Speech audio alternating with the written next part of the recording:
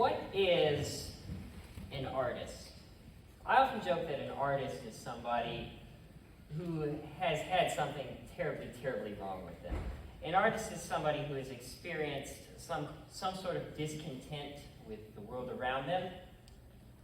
And one of my favorite examples of this is the famous American poet, Edgar Allan Poe. Poe is now considered to be one of the greatest writers in American literature, touching on grotesque and macabre subjects such as death and what have you. But during his time, his writing was never really appreciated due to the fact that it was so grotesque. It was so unordinary for what Americans were used to. So, Edgar Allan Poe lived his whole life homeless and poor and destitute, and he died that way as well. But he wrote literature based on this idea that he was not happy. He was not happy with his life, which was what inspired, in part, such grim stories. I myself am an artist, not of such significance or poise, but I, too, express my emotions and my discontent with society and the world around me and myself through music. Society is beginning to undermine this need of self-expression, this need to express yourself. Art and artistic expression is the sole way that we view the universe and share how we view the universe with people around us. Art runs completely parallel to science, but they never intersect. But they are both so very important. And viewing art through one another and through each other's paintings and our music and our books and our sculptures and what have you, that is how we achieve the greatest human connection. So, why does any of this matter? In the United States, we spend $2.3 billion on the arts each year at the federal level. This is all sorts of arts, not just in education, but also for things like the Kennedy Center and the National Orchestra. Now, if we compare that to a country like France, which is actually one of the best, they fund arts better than anyone in the entire world. They spend $11 billion each year on arts. France has 20% of the population that America does. 20% of the population, and they spend 4 times more than we do on the arts. Now, you take a country like Germany, they spend about 6 billion euro on the arts, which equates to about $10 billion. And you take a country like England, they spend about $6 billion US dollars on the arts. 12% of schools in America are not receiving any sort of arts education. Now, 12% does not sound like a big number. But if you consider that there are around 50 million students in the United States, and you take 12% of those students, then you have about 6 million students, that's a lot of numbers. 6 million students who are not getting any arts education. Now, due to the fact that usually the schools that don't get the funding are smaller schools, the number is actually closer to around 3 million students. 3 million students who are not getting any sort of arts education. Because we spend so much less than other schools. So what are the benefits of art? Why would we spend money in schools? Art can have a lot to do with mental health. A Mayo Clinic study talking about art therapy explained that art, specifically in people who suffer Alzheimer's or depression or anxiety or even autism, arts can help boost self-motivation, self-esteem. Art can increase your memory. But we tend to ignore that, we tend to gloss over that. Music therapy is another thing that we do.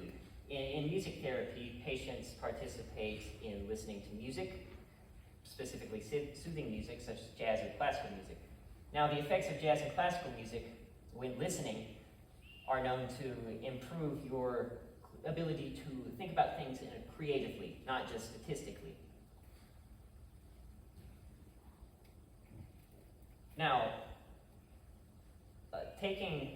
participating or actually taking place in these arts can have even more drastic effects on the brain than just observing them.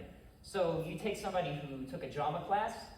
Drama is known to boost your verbal and nonverbal communication skills and your memory.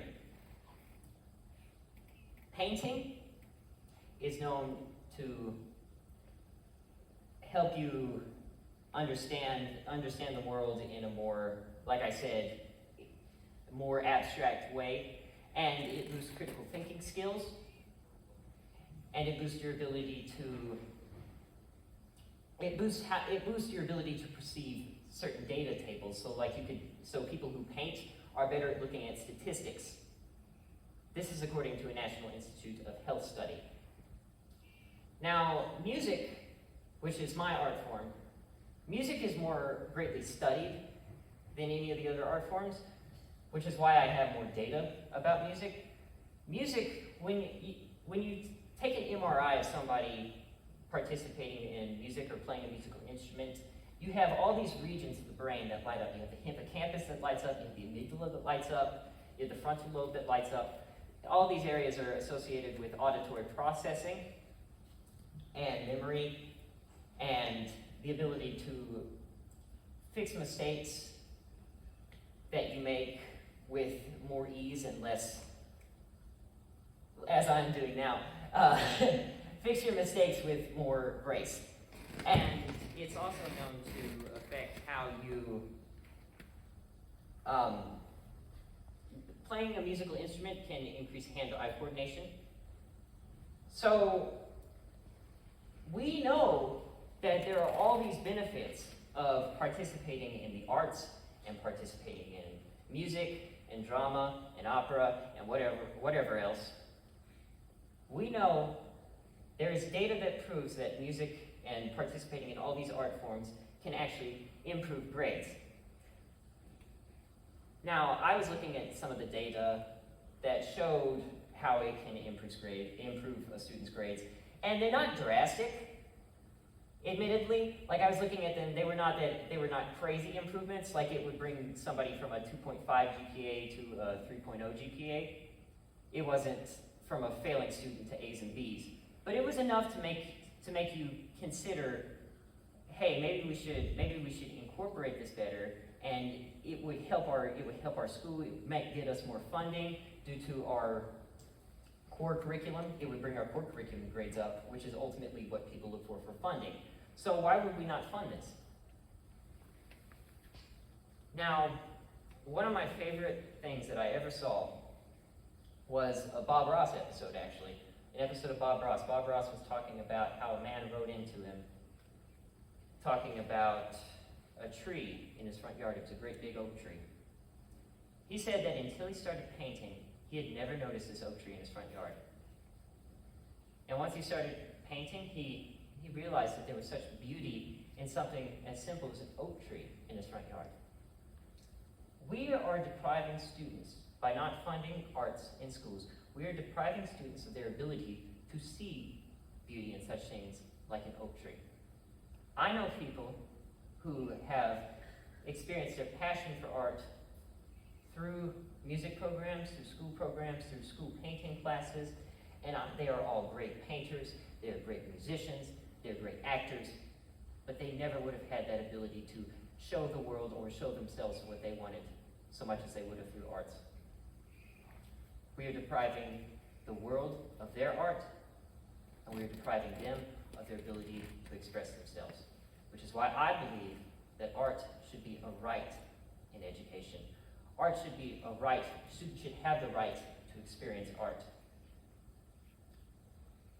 And if we don't fund that, then they lose that right.